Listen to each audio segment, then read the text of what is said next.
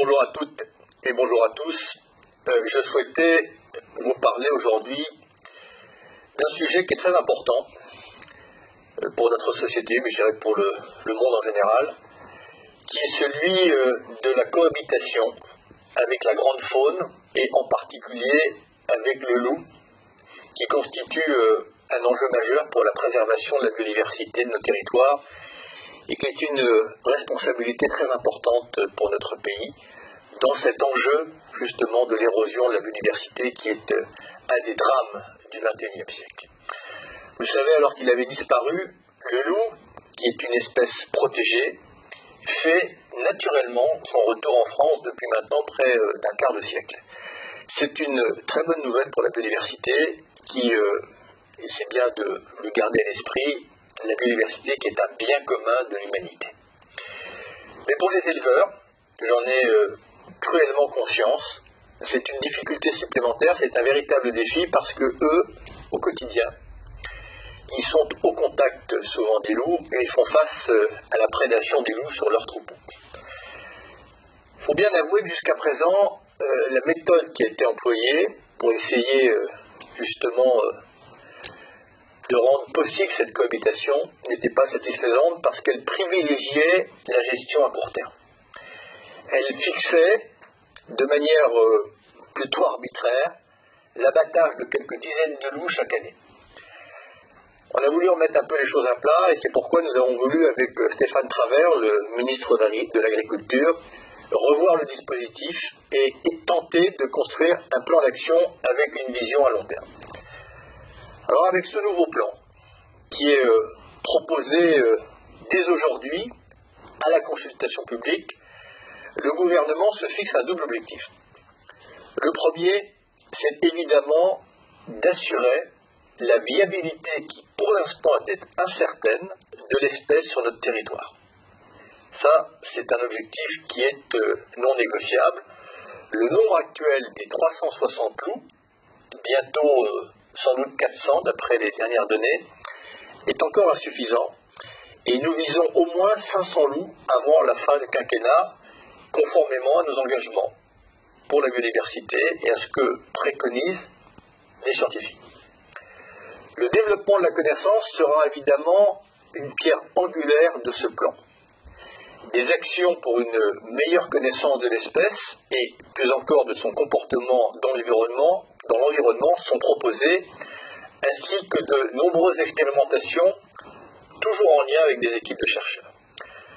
Alors afin d'assurer la préservation durable de l'espèce, nous proposons que le seuil, malheureusement incontournable en l'état, de prélèvement annuel s'appuie dorénavant sur des données strictes scientifiques. Ces derniers, les scientifiques, préconisent qu'il ne soit jamais supérieur, ce seuil, à entre 10 et 12% de l'effectif total de la population. En clair, ça signifie limiter les prélèvements des loups à 40 individus en 2018, qui, je le rappelle, c'est pas idéal, je l'entends. Mais c'est un chiffre stable alors que la population, elle, croît de 10%. Et j'insiste sur ce point, c'est une évolution notable. Le deuxième objectif, qui est à parité avec le premier, c'est la protection des éleveurs et des troupeaux. Car personne, en tout cas pas moi, ne peut rester insensible à la détresse et à la souffrance de celles et ceux qui sont confrontés aux conséquences des attaques sur leurs troupeaux. Très facile à distance d'avoir des positions radicales quand on n'est pas visuellement, charnellement, psychologiquement concerné à cette situation. Et moi, je ne peux pas mettre aux oubliettes que l'an dernier, 10 000 brebis ont été tuées, souvent d'ailleurs dans des conditions de souffrance peu acceptables. Et donc c'est quelque chose qu'il faut garder à l'esprit, car la vie d'une brebis, le bien-être d'une brebis est, de mon point de vue, aussi important que le bien-être du loup. Et on souhaite donc faire de l'accompagnement des éleveurs et du renforcement des mesures de protection des troupeaux désormais une priorité absolue. Celle-ci, elle doit devenir un préalable à toute intervention sur la population de loups. Ça, c'est la priorité. L'obligation de se protéger, elle doit être mise en place avec les éleveurs qui souhaitent continuer à bénéficier du système d'indemnisation en cas de dommages. Dans le plan, ce nouveau plan figure également de nombreuses actions de soutien au pastoralisme et à l'élevage. Et même si la protection est efficace dans la majorité des cas, force est de constater, et il faut avoir l'honnêteté de le reconnaître, il arrive que ces mesures de protection échouent et qu'elles ne suffisent pas.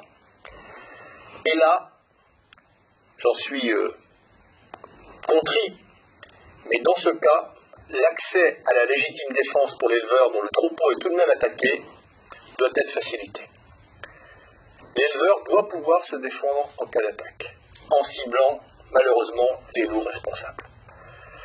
Voilà, je terminerai en vous disant que la réussite du travail ministériel, elle repose sur la recherche du meilleur compromis, peut-être du moins mauvais compromis. Mais c'est ça aussi ma responsabilité, pour répondre à l'ensemble des objectifs que l'on se fixe. On a encore une fois deux contraintes: préserver le loup et penser à la réalité quotidienne de la vie des éleveurs sur leur territoire. Je pense qu'avec ce plan, nous y sommes arrivés, tout en sachant que cet équilibre est fragile. Mais comprenez bien, tout ça doit s'inscrire dans une vision, je dirais, presque planétaire. On ne peut pas exiger d'un côté des pays africains ou asiatiques, à distance comme ça, qu'ils protègent leurs lions, leurs éléphants, si nous-mêmes, en France, avec les moyens qui sont les nôtres, on n'est pas capable de cohabiter avec le loup ou avec l'ours. Et donc c'est notre part de responsabilité. Je sais bien que pour l'éleveur, c'est peut-être plus difficile à assumer. C'est pour ça qu'on doit être aussi à leur côté. Mais c'est ce défi, c'est un défi de civilisation que propose de relever ce plan. Et c'est sur ce rapport à la nature et à la faune que notre société doit progresser et se mobiliser. On a voulu à un moment faire abstraction du monde sauvage. Et je rappelle d'ailleurs cette jolie phrase de Gandhi.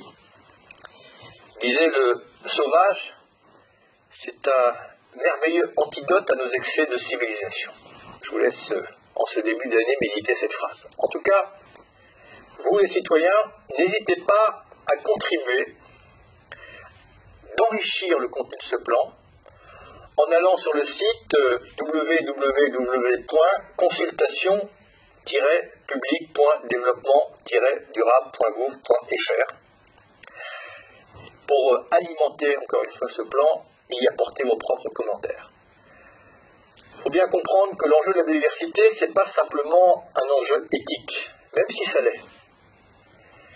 C'est qu'il faut bien comprendre que notre société ne pourra faire face au changement climatique, ne pourra piloter son avenir, que si nous protégeons la biodiversité et que nous maintenons l'intégrité des écosystèmes qui abritent cette biodiversité. N'ayez pas l'ombre d'un doute. La biodiversité, c'est notre avenir. En protégeant la biodiversité, on protège l'humanité.